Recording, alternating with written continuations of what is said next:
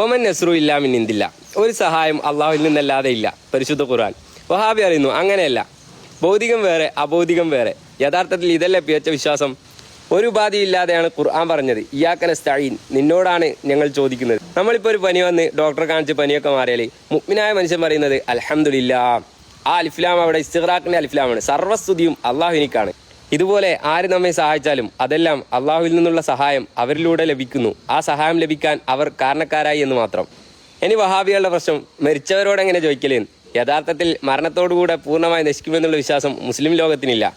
ഇബ്നു തൈമിയ അടക്കം പറയുന്നുണ്ട് അൽ അർവാഹു മിൻ ജിൻസിൽ മലായിക്ക. ഇതേ കാര്യം തന്നെ ഇമാം റാസിയും പറയുന്നുണ്ട്. മരിച്ചവരിലൂടെ അള്ളാഹുവിന്റെ സഹായം ലഭിക്കൂല എന്ന് വിശ്വസിക്കുകയാണെങ്കിൽ യഥാർത്ഥത്തിൽ അള്ളാഹിന്റെ കഴിവിനെയല്ല അവർ ചോദ്യം ചെയ്യുന്നത്. ഇന്നല്ലാഹ അലാ കുല്ലി ഷൈഇൻ ഖദീർ, അള്ളാഹു എല്ലാറ്റിനും കഴിവുള്ളവനാണെന്നല്ലേ പരിശുദ്ധ ഖുർആൻ പറയുന്നത്. മയ്യത്തിനേക്കാൾ ജമാതായ പാറക്കെട്ട് പിളർത്തി ഒട്ടകത്തെ പുറപ്പെടുവിച്ച അള്ളാഹ്ക്ക് ഇതൊക്കെ പ്രയാസമുള്ള കാര്യമാണോ? മരണപ്പെട്ടവരിലൂടെ അള്ളാഹുവിനിക്ക് സഹായിക്കാൻ കഴിയുമെന്നുള്ള വിശ്വാസം എങ്ങനെയാണ് ശിർക്കാവുന്നത്? ശിർക്ക് വരുന്നത് എപ്പോഴാണ്? അള്ളാഹ്ക്ക് കഴിവുണ്ട്, ആ കഴിവ് സ്വമേധയുള്ള കഴിവാണ്. എന്നാൽ മുഹിദ്ദി ഷെയ്ഖിന് കഴിവുണ്ട്, പക്ഷേ ആ കഴിവ് അള്ളാഹ് കൊടുക്കുന്ന കഴിവാണ്. മുഹിദ്ദി ഷെയ്ഖിൻ്റെ കഴിവ് സ്വമേധയുള്ള കഴിവാണെന്ന് വിശ്വസിക്കുമ്പോഴാണ് ശിർക്ക് വരുന്നത്. ഒരു ഉദാഹരണം പറയുകയാണെങ്കിൽ ഖുർആനിൽ തന്നെ അള്ളാഹുവിനെക്കുറിച്ചും മുത്തുനബി തങ്ങളെക്കുറിച്ചും റഹീം എന്ന് പറയുന്നുണ്ട്. രണ്ടും രണ്ടാണ്. അള്ളാഹുവിനെക്കുറിച്ച് റഹീം എന്ന് പറയുമ്പോൾ സ്വമേധയ അള്ളാഹു കൃപ ചെയ്യുന്നവനാണ്. ഇതൊക്കെ പറഞ്ഞു കൊടുത്താലും വഹാബികളെ സംശയം തീരൂല. ഉദൂനി അസ്തജിബ് ലക്കും, നിങ്ങൾ എന്നോട് ചോദിച്ചോളി, ഞാൻ ഉത്തരം ചെയ്യാന്നല്ലേ ഖുർആൻ പറഞ്ഞ്. പിന്നെന്തിനാണ് നിങ്ങൾ മഹാന്മാരോട് ചോദിക്കുന്നത്? ഖുർആൻ അങ്ങനെ പറഞ്ഞിട്ടുണ്ട്, പക്ഷേ മഹാന്മാരുള്ള സഹായത്തേട്ടം പറ്റൂല എന്ന് എവിടുന്ന് കിട്ടിയേ? ഞാൻ നിങ്ങളെ വെല്ലുവിളിക്കുകയാണ്. മഹാന്മാരുള്ള സഹായത്തേട്ടം പറ്റൂല എന്ന് തെളിയിക്കാൻ ഒരായത്തെങ്കിലും നിങ്ങൾക്ക് കാണിച്ചു തരാൻ പറ്റുമോ?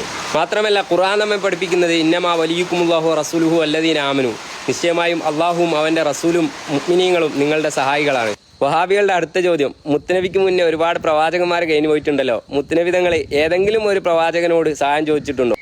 ഒരു പ്രവാചകനോടല്ല, മുഴുവൻ പ്രവാചകന്മാരോടും മുത്തുനബി തങ്ങൾ സഹായം ചോദിച്ചിട്ടുണ്ട്. ഔദു ബി കലിമാത്തില്ലാഹി താമ്മാത്തി മിൻ ശർരി മാ ഖലഖ്. ആ കലിമാത്തില്ല എന്നുള്ള എനിക്ക് ഇമാം റാസി അർത്ഥം കൊടുത്തത് അൽ അർവാഹുൽ ആലിയ, മുഴുവൻ പ്രവാചകന്മാരും അതിലുൾപ്പെടും. പിന്നൊരു കാര്യം പറയുമ്പോൾ വളരെ വിഷമം തോന്നുന്നുണ്ട്. എൻ്റെ ഈ വീഡിയോസൊക്കെ കണ്ടിട്ട് 100ഓളം വഹാബികൾ എനിക്ക് മെസ്സേജ് അയച്ചിട്ടുണ്ട്. അവരൊക്കെ ചോദിക്കുന്ന ഇസ്തിഹാസയുമായി ബന്ധപ്പെട്ട ചോദ്യങ്ങളാണ്. പക്ഷേ അവരുടെ ആ ചോദ്യത്തിൻ്റെ ശൈലി, നിങ്ങളുടെ മുഹിദ്ദി ഷെയ്ഖ്, നിങ്ങളുടെ ബദരീങ്ങൾ, മഹാന്മാരോട് എന്തോ ശത്രുത ഉള്ളതുപോലെ. ഇതൊക്കെ കാണുമ്പോൾ അള്ളാഹു ഖുദ്സിയ ഹദീസിലൂടെ പറഞ്ഞതാണ് എനിക്ക് ഓർമ്മ വരുന്നത്. മൻ ആദാലി വലിയൻ ഫഖദ് ആദൻതുഹു ബിൽ ഹർബ്, എൻ്റെ വലിയനോട് വല്ലൊരുത്തനും ശത്രുത വെച്ചാൽ അവനുമായി ഞാൻ യുദ്ധം പ്രഖ്യാപിച്ചിരിക്കുന്നു. ഈ അടുത്തൊരു വഹാബി അറിയുന്ന കേട്ടു, സുന്നികളൊക്കെ സിയാറത്ത് ചെയ്യുന്ന കാരണം കൊണ്ട് CM മടവൂരൊക്കെ ഖബറിൽ ശിക്ഷ അനുഭവിക്കുന്നുണ്ടാവും.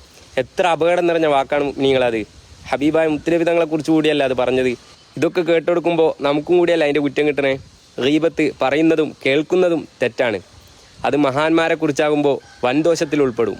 ഇതുകൊണ്ടാണ് അഹ്ലുസുന്നത്ത് അവരുടെ വീഡിയോസോ ഓഡിയോസോ ഒന്നും കേൾക്കാൻ പാടില്ല എന്ന് പറയാനുള്ള കാരണം. ഇത്തരക്കാരുടെ ഫിത്നയിൽ നിന്ന് അള്ളാഹു നമ്മെ രക്ഷിക്കട്ടെ.